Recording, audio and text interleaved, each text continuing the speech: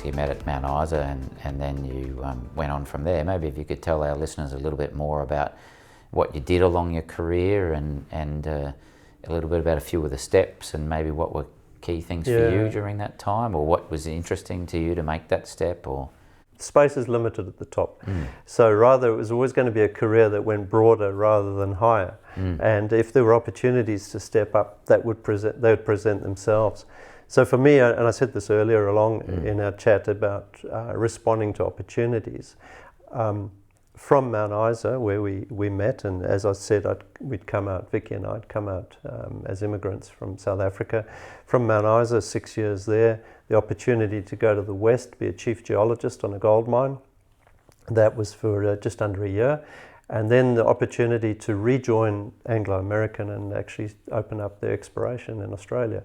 So that was a lot of fun, starting a business literally and building a team from scratch. It then took a stint to London, and that was where I moved into an HR and strategy role. Back to Queensland, where I was on a coal mine, actually, fly in, fly out on the old Mara coal mine, which is now Dawson mine, working in a sort of advisory role with the team on transformation.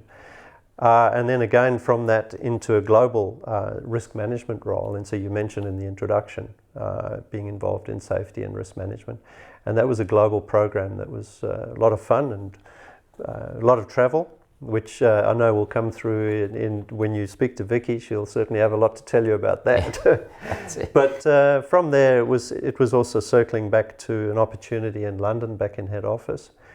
A jump back into exploration in Brazil.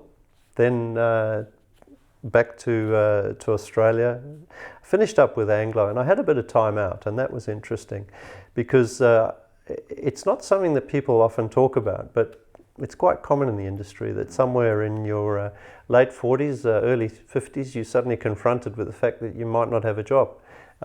It's more and more common. I had 10 months to reflect on that. And it was lucky that during that time I actually I worked with a coach, and I spent quite a bit of time thinking about what was going to be next. And that really sort of helped me ground what I like doing and certainly what I don't want to do. And then fortunately from there I've come back into the gold industry, as you know. And the most recent change is going to be Vicky and I moving over to Canada. So the next adventure, I suppose. So it has been a lot of movement and change. I guess I'd like to believe that if you could go out, with the quote of Mark Twain, and I've just got it here, let me read it to you, but it's one of my favorite.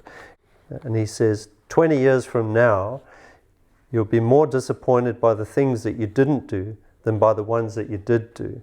So throw off the bowlines, sail away from the safe harbour, catch the trade winds in your sails, explore, dream, discover.